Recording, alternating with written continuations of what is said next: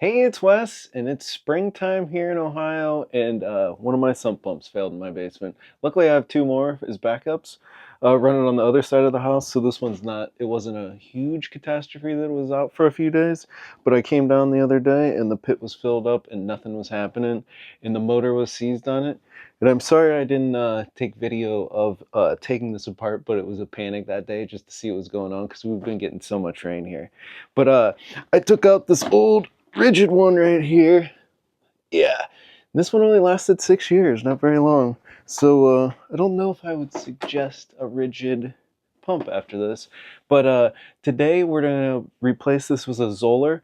I'll take some pictures of it, and then this is a system with the radon vent on top. So there's a lot of plumbing here, so it's gonna be a complex piping back up to it. But first thing I'm gonna do is I'm gonna take my pool pump. Luckily I have, and drain this pit just to make it easier to work in. If you don't have that, you can probably bucket out a bunch of water and dump it in a toilet somewhere or outside, whatever you want to do. But yeah, I'm gonna pump some of this out real quick. So before we install this, I'm gonna install this Zoller pump right here. It doesn't actually have the float switch on it. I've been buying them without it lately. And then we're gonna install, let me grab it right here, one of these remote switches on top. This is a way better setup. The switch isn't in the water, so it lasts a lot longer. It's just more reliable system to install this way. Alright, so we're back. I hooked up this is the pump I used to drain my pool outside. I'm going to use this to drain this pit out here. So I'm going to drop it in. And then I do have the hose ran over to another drain in my basement, so it's just going to drain over there.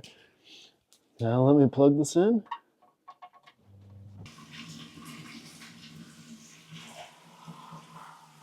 We're getting close.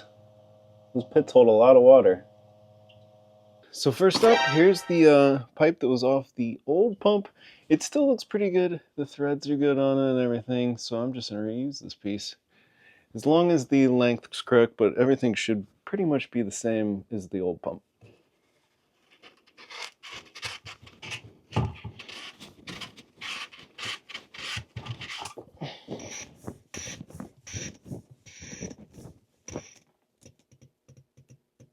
There, nice and tight. So next up, we're going to drop the pump down into the hole. There we go. Next up, I'm going to have to check where this actually needs to be in the space from the top plate that goes on here that seals it airtight. So here you can see the top plate. I need that PVC pipe to go through here. The electrical cord goes through this section right here. And then this is where the radon pulls the vacuum off of it. It's actually pretty close right now. I am gonna fish the cord through just so I have a better feeling of where everything sits.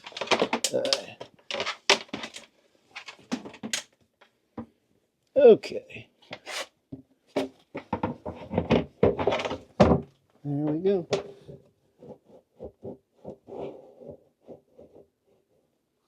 So it is very close right now. Next up, we're going to install the switch here. So here is the switch unboxed. Basically, you clamp this to the PVC pipe and this hangs down in the water. And then when the float water lifts up, it turns the pump on and off. First up, I'm going to tighten this down just a little bit. So when I'm down in the pit, I don't have to be cranking on this forever. But just seeing if it, no, I still got a ways to go.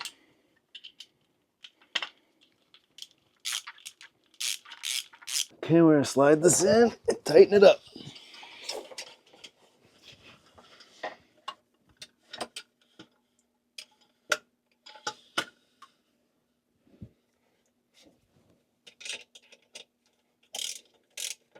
So now you can see it down there. It's in place, kind of tightened up.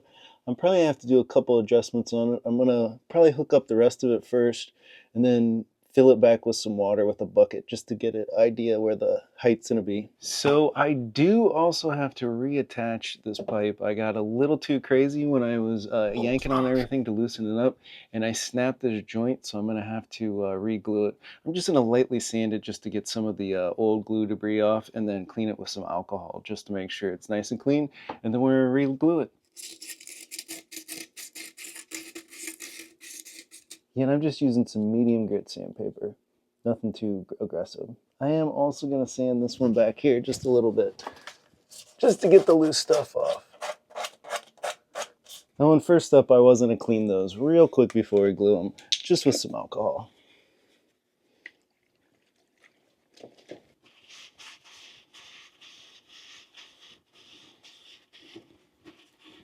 Dry it off a little. That one's good to go. Get back here.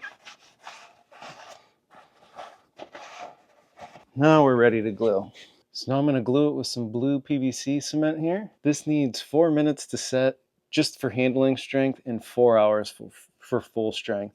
I'm probably going to let it sit for a half hour just before I actually turn the pump on and let water run through this, just to make sure I don't blow out the bond. I did put some nitrile gloves on before gluing just so my hands don't get stained blue while doing this. But here it is. Then we're going to coat the inside of this very good. You really don't have to coat the other side, but I might just run around it just once, just because I had such a weak bond before. Let me get it just a little more. And now we're going to put that there. And I got to line this one about where that is. It should be right about there. There you go. I've got the two lined up.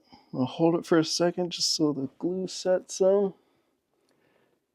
There we go. So I let this sit for a little while. I went and mowed, and now we're gonna hook it back up, and then we're gonna put some water in here and make sure the height's set correct on the switch.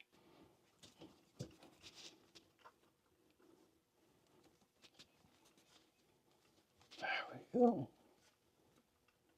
Also, if you're installing this valve, make sure you have it in the correct direction so the arrow is pointing away from your pump. If not, it's gonna just stop and be a wall right here, and you won't pump anything out.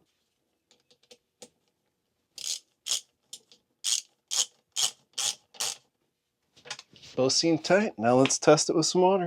So you do, when you plug this in, you want to plug the pump into the back of the switch plug. And then we're going to plug that into the outlet up here.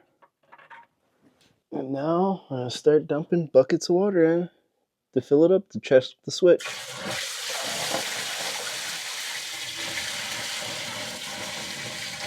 We are back with bucket 2. Hopefully this one will trigger. It looks close. I do have it set to trigger at about 2 inches above the top of the motor. So you can see where the water is right now. I'm hoping it triggers soon. We got a third bucket of water here. Third bucket. So it still has not triggered. I think I'm going to lower the switch down like at least another inch or two from what I'm seeing right now, just because the water is pretty much at the top of the pump right now and it hasn't went off yet. That's why I do recommend testing this, because you're never going to get it right on the first try. So I got it untightened enough that I can slide it down a little bit.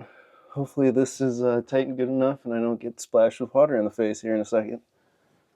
Okay. There we go. So I just was down there and I tightened the switch back up again. We're ready to undo this, and then we're going to put the cap on. We're going to move the camera back a bit because this might splash a bunch of water, because there's water through this whole thing all the way up until outside now. But I got to get it off. There is a release right here, but I think I'm going to try right here.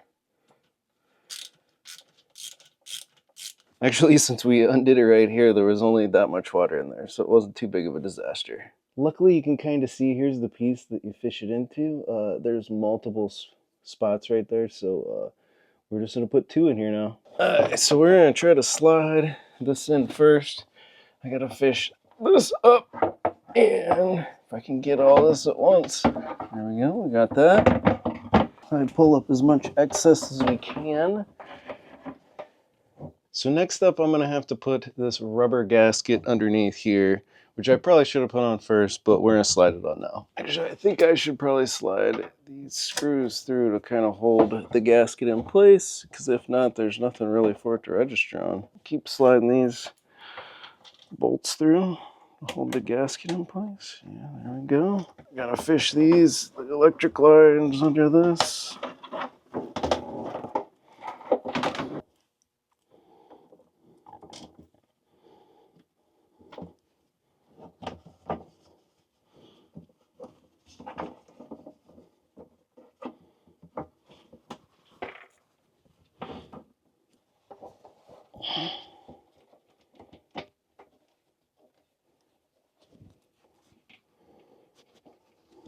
Okay, so I went through, I got the gasket registered, I slid all the bolts through the holes on the gasket and it kind of held it in place. And then I went through and finger tightened a few of these just so it's all aligned correctly. And then you can kind of feel underneath with your hand if the gasket's sitting out any spot that you need to fix it. But after that, after everything's secure, we're going to tighten this all the way down so it's nice and airtight. So we got all of them set. We're just going around and checking to make sure everything's tightened down good now.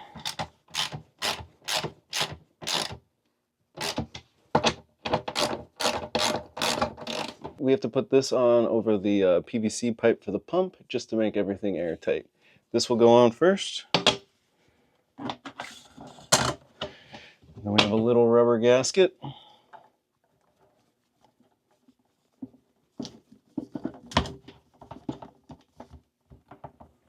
Gotta make sure it's flat and square. There we go. Now we will put this on to make the nice airtight seal. And then 2 more bolts over here. Now we'll tighten that down. Now we'll hook this pipe up. Let's see if we can get it up in there. Not much play now. There we go. Hope if I put this in here. There we go. Come on, come on, come on, come on. There we go. We'll tighten this down now.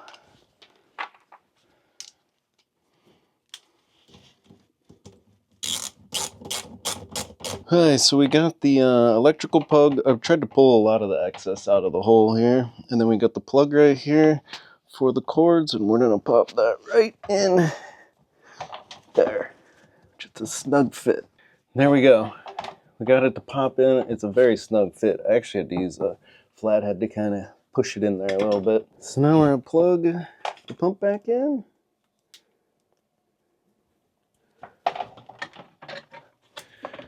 Then I'm going to zip tie this excess cord up here so it's up out in the way. I'm going to zip tie it right there.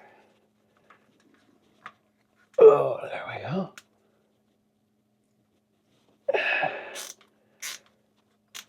Next up, we're going to slide the Raydon vent in. Also, while you're doing all this, make sure this is liquid in here and you can't pour it out. So I've tried to keep it upright the whole time, but we're going to slide this in and hook it in all airtight. So we're almost done. All we got to do now is install this little window in the cover, and then we will test the Raydon and make sure it's still working.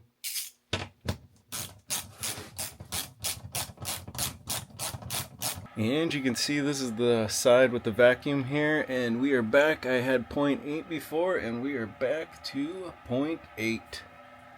So everything's working correctly. Well, thanks for watching today's how-to video. I hope this pump install helped you. Some systems are for sure not as complicated as this. So if you like this video, there'll be more how-to videos, just random stuff around my house, and our vacation videos. But as always, whatever you decide to do, just get out there and do it.